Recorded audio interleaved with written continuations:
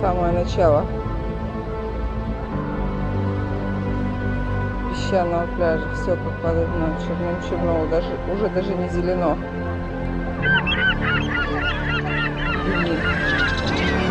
Ой, ужас.